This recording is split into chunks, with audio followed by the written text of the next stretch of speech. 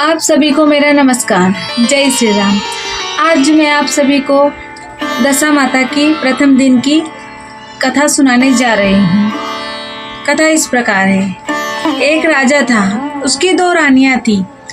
बड़ी रानी के संतान नहीं थी, छोटी रानी के पुत्र था।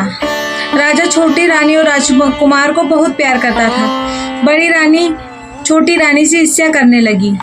बड़ी रानी राजकुमार के प्राण हर लेना चाहती थी। एक दिन राजकुमार खेलता खेलता बड़ी रानी की चौक में चला गया। बड़ी रानी ने राजकुमार के गले में एक काला सर्प डाल दिया। छोटी रानी दशा माता का व्रत करती थी। राजकुमार की दशा माता का ही दिया हुआ था। दशा माता की कृपा से राजकुमार के गले में सर्प बिना नुकसान पहुंचाए चला गया। दूसरे दिन रानी ने लड्डुओं में जहर मिला दिया। राजकुमार को दशा माता को खाने के लिए दिए। राजकुमार जैसे ही लड्डू खाने लगा, दशा माता एक दासी का रूप धारण कर आई और राजकुमार के हाथ से लड्डू छीन लिए। बड़ी रानी भी का यह वार भी खाली गया। रानी को बड़ी चिंता हुई कि किसी तरह राजकुमार को मारना है। तीसरे दिन जब राजकुमार फिर बड़ी रानी के आंगन में खेलने गया तो रानी ने उसे पकड़कर गहरे कुएं में धकेल दिया।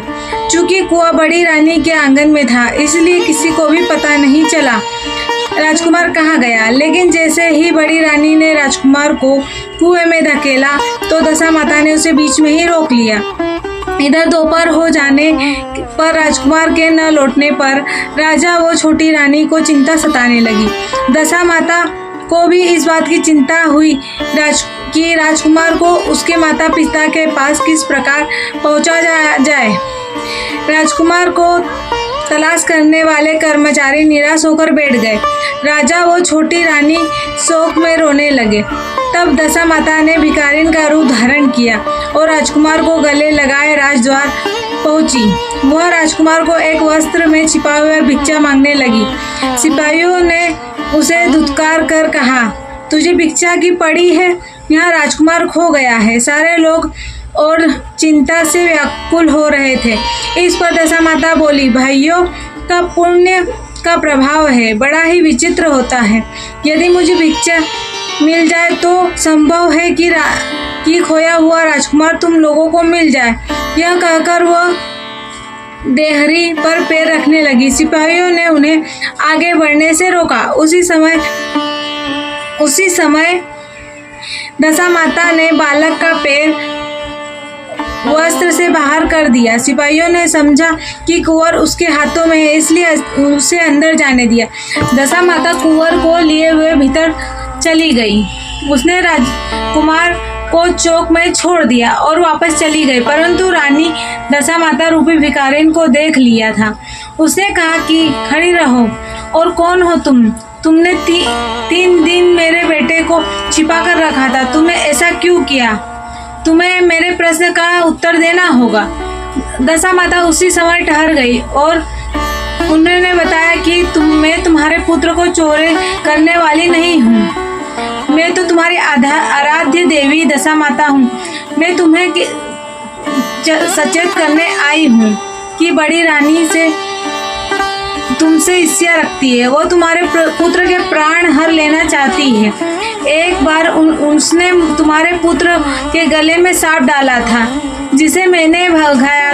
दूसरे बार उन्होंने विष के लड्डू खाने को दिए, उन्हें मैंने उसके हाथों से छीन लिए।